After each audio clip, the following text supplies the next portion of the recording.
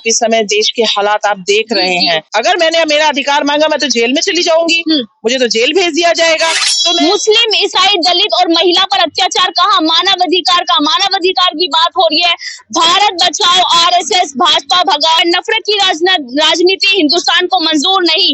महिला क्या मांगे, आजादी, बलात्कार से आजादी, मनुवाद से आजादी। सरकार तमाम व्यवस्था दे रही है, तमाम महिलाओं को योजनाएं दे रही है, फिर भी क्यों विरोध प्रदर्शन करते? नहीं, देखिए कोई योजना नहीं है, मजाक करते हो। आपकी योजनाओं का असर ये है कि भारत के अंदर 57% औरतें खून की कमी का शिकार है। देखिए मैंने तो उन 5 राज्यों में कहीं भी वोट नहीं दिया, और अगर मैं होती तो मैं भाजपा को वोट नहीं देती, क्योंकि मुझे मालूम है मैं सुरक्षित नहीं हूँ। कहते हैं महिला सबसे ज्यादा सुरक्षित भाजपा में हुई है, सबसे ज्यादा महसूस अगर करती है, रात को 12 बजे भी गहना पहनकर महिलाएं निकल सकती है। बहुत बढ़िया। ये मोदी जी अकेले चल सकते हैं? वो तो Z+ और उतने प्लस की सिक्योरिटी में चलते हैं।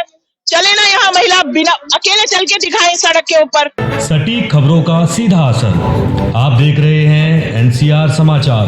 नमस्कार, मैं आपके साथ रितेश मंगवाना और आप देख रहे हैं NCR समाचार। इस वक्त मैं पालिका केंद्र बस स्टैंड के सामने हूँ। मेरे चारों तरफ आप देख सकते हैं गोलाकार में महिला संगठन, तमाम महिला संगठन यहाँ पर प्रदर्शन कर रहे हैं। मामला अलग अलग है, तो देखिए किस तरीके से बोर्ड लटकाए हुए, मुस्लिम, ईसाई, दलित और महिला पर अत्याचार कहाँ, मानव अधिकार की बात हो रही है। भारत बचाओ, आरएसएस, भाजपा भगाओ, इस सभी की बात हो रही है। यहाँ पर तमाम पोस्टर्स आप देख सकते हैं। तमाम जितने भी भारत में शोषण हो रहे हैं या मतलब महिलाओं को प्रताड़ित किया जा रहा है, उसको लेकर तमाम महिलाएं यहाँ पर प्रदर्शन कर रही है। किसान मांगे MSP की गारंटी, जो सरकार कहती थी कि हम MSP देंगे, पर अभी तक नहीं दे रहे। मजहब के लिए भी यहाँ पर पोस्टर लगाए हुए, नफरत की राजनीति हिंदुस्तान को मंजूर नहीं। महिला क्या मांगे, आजादी, बलात्कार से आजादी, मनुवाद से आजादी। तो देखिए अब प्रधानमंत्री लगातार कहते हैं कि महिलाओं का जो महिला है हमारे शासन में यानी भाजपा शासन में सबसे ज्यादा सुरक्षित है। वहीं पर तमाम महिलाएं आज यहाँ पर प्रदर्शन कर रहे हैं, तो सीधा महिलाओं से जुड़ेंगे। क्या मामला है, क्यों आज बस स्टैंड के सामने और जंतर मंतर क्यों नहीं रहे? हम लोग अपने जो हमारे संगठन के सभी साथी हैं यहाँ पर, हमारे जो साथी हैं, आप इस समय देश के हालात आप देख रहे हैं। मुझे नहीं लगता कि इस समय कोई जो अंतर्राष्ट्रीय मानवाधिकार दिवस है, जो मौजूदा सरकार है, उसमें उसकी कोई कीमत वैल्यू है। कौन सा अधिकार है हमारे पास में? अगर मैंने मेरा अधिकार मांगा मैं तो जेल में चली जाऊंगी, मुझे तो जेल भेज दिया जाएगा। तो मुझे सरकार बताए ना यहाँ पर कि हम लोग कितने परेशान हैं। हम अपने अधिकार, जो being a women, being a citizen of India, हमारे राइट्स को जो कुचला जा रहा है, हम सरकार से मांग करते हैं कि वो ऐसा ना करे। पर वही प्रधानमंत्री कहते हैं महिला सबसे ज्यादा सुरक्षित भाजपा में हुई है, सबसे ज्यादा महसूस अगर करती है, रात को 12 बजे भी गहना पहनकर महिलाएं निकल सकती है। बहुत बढ़िया। ये मोदी जी अकेले चल सकते हैं? वो तो Z+ और उतने प्लस की सिक्योरिटी में चलते हैं। चले ना यहाँ महिला बिना अकेले चल के दिखाएं सड़क के ऊपर। कहाँ है महिला सुरक्षित? क्यों खिलाड़ी बैठे हुए थे यहाँ मैदान में? क्यों स्ट्राइक हुई? क्यों इतना सब कुछ हुआ? पागल थे वो खिलाड़ी जो देश का नाम पूरे विश्व में ऊंचा कर रहे हैं। क्या हुआ उनके उस नेता का? आज तक कुछ भी नहीं हुआ। कागजी FIR हुई, गिरफ्तार हुआ, जेल भेजा। तो चार्जशीट लगी हुई है ना।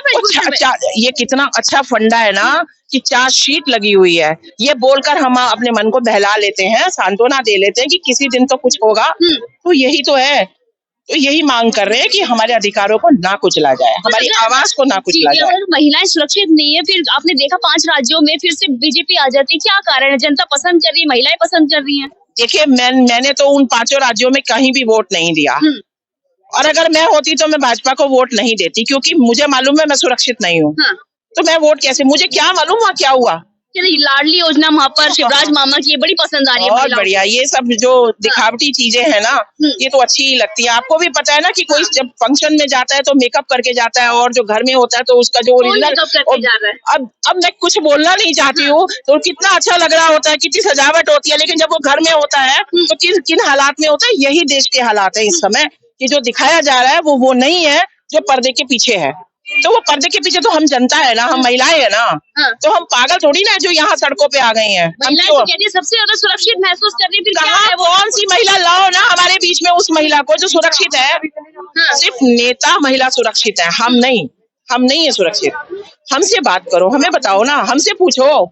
कहाँ हम सुरक्षित? आप सरकार को घेरने का काम कर रही है, कह रहे हैं कि सरकार ने 9 साल में कुछ नहीं किया, मानव अधिकार भी छीनने का काम कर रही है क्या सरकार इस बार? बिल्कुल, मानवाधिकारों का कड़ा हनन जो है भारत के अंदर इस बार हम देख रहे हैं। जिस तरीके से मानवाधिकार कार्यकर्ताओं को विशेषकर दिल्ली राजधानी के अंदर हम देख रहे हैं, दिल्ली हिंसा के अंदर कितनी सारी नौजवान महिलाओं को अभी भी यूएपीए लगा करके जेलों में रखा गया। उसके बाद लंबे तौर पर उनको जेलों में रख करके बहुत मुश्किल से उनमें से कुछ की जो हाईकोर्ट के जरिए से बेल हुई और बहुत सारी ट्रायल तक भी नहीं शुरू हुई है। इस तरह की ये जो हालात है और साथ साथ हम देख रहे हैं ये वो दौर है जबकि 1948 से मानवाधिकार दिवस अंतर्राष्ट्रीय स्तर पर मनाया जा रहा है और आज ये दिन इसलिए और महत्वपूर्ण हो जाता है कि फिलिस्तीन में जिस तरीके से पश्चिम साम्राज्यवादी देश विशेष करके अमेरिका और इजराइल मिलकर के जिस तरीके से फिलिस्तीनी जनता, फिलिस्तीनी औरतों और बच्चों के ऊपर हमले कर रहे हैं, अस्पतालों को निशाना बना रहे हैं और पूरी दुनिया के पश्चिमी साम्राज्यवादी देश चुपचाप देख रहे हैं और भारत सरकार जो अपने आप को विश्व गुरु कहती है, भारत सरकार जो लोकतंत्र का मसीहा कहती है और वो किस तरीके से वहां पर इजराइल के साथ अपने संबंधों को भी जारी रखे हुए है बावजूद इस बात के कि औरतों और बच्चों की हत्या की जा रही है, बजाय इसके कि यूएन के जो रेजोल्यूशन है इस संदर्भ में उसको लागू कराने के लिए अंतर्राष्ट्रीय स्तर पर दबाव भारत सरकार को डालना चाहिए। साथ साथ हम भारत सरकार की निंदा इस बात के लिए भी करते हैं जिस तरीके से भारत के अंदर महिलाओं के ऊपर यौन हिंसा करने वालों को जिस तरीके का संरक्षण दिया जाता है। हाल ही में हमने देखा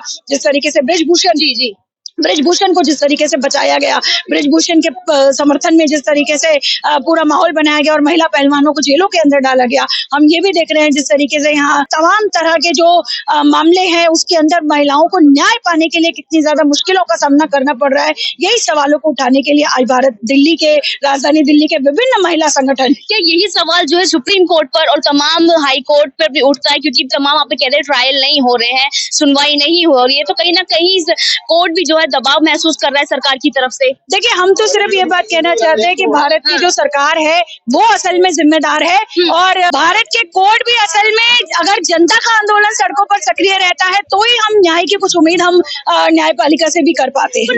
लगातार सरकार कहती है कि इस तरीके के आंदोलन लगातार होते रहे, सरकार को ये घेरने का काम बंद करे क्योंकि सरकार तमाम व्यवस्था दे रही है, तमाम महिलाओं को योजनाएं दे रही है, फिर भी क्यों विरोध प्रदर्शन करते? नहीं, देखिए कोई योजना नहीं है, मजाक करते हो। आपकी योजनाओं का असर ये है कि भारत के अंदर 57% औरतें खून की कमी का शिकार है।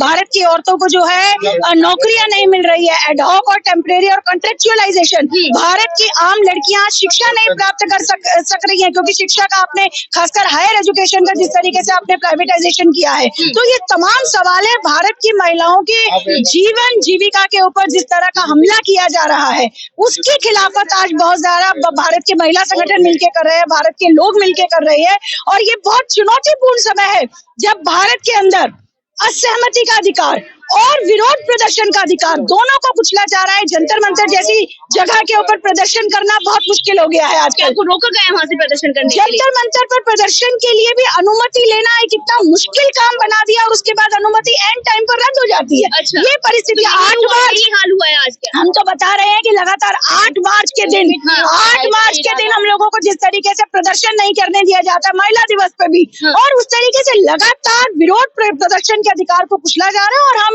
समझते हैं कि भारत की महिलाओं के सामने, भारत के आम लोगों के सामने सामूहिक संघर्षों को खड़ा करने के अलावा अब कोई और विकल्प नहीं। महिलाओं का नाम आता है जो प्रधानमंत्री मोदी जी फक रोने लगते हैं, आंसू फूटने लगते हैं उनके, क्या है वो? देखिए, हम भी यही जानना चाहते हैं, हम भी समझना चाहते हैं कि मणिपुर के ऊपर जहां पर डबल इंजन की सरकार है, लगातार जब वो 4 महीने बाद एक वीडियो आता है तब हमारे प्रधानमंत्री जी के आंखों से आंसू आते हैं, लेकिन डबल इंजन की सरकार के बावजूद वो मणिपुर के महिलाओं को न्याय देने में अक्षम है।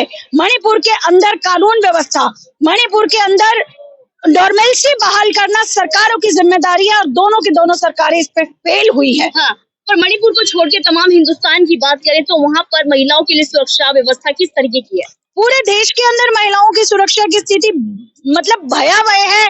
उत्तर प्रदेश से लेकर के मध्य प्रदेश से लेकर के राजधानी दिल्ली तक में हम देख रहे हैं। राजधानी दिल्ली इसलिए क्योंकि यहाँ पर जो पुलिस है वो केंद्र सरकार के अधीन है और सवाल यही है कि सड़कों के ऊपर कोई सुरक्षा, सार्वजनिक स्थलों के ऊपर महिलाओं की कोई सुरक्षा नहीं है क्योंकि पुलिस के वरिष्ठ अधिकारियों की कोई जवाबदेही सुनिश्चित नहीं है। आप लोकसभा चुनाव है 2024 में क्या करने वाली है महिलाओं के सामने अपने सवालों के ऊपर सामूहिक संघर्षों को खड़ा करने के अलावा और कोई विकल्प नहीं है। वही उनके सामूहिक संघर्ष पक्ष और विपक्ष दोनों को मजबूर करेंगे कि महिलाओं के जल जीवन जीविका के ऊपर और जनवादी अधिकारों पर हमला करने वाली नीतियों को रिवर्स कराने के लिए संघर्ष के अलावा महिलाओं के पास कोई चारा नहीं। चलिए, बहुत बहुत शुक्रिया बातचीत करने की। तमाम आपने महिलाओं को देखा, तमाम संगठन की महिला यहाँ पर मौजूद थे।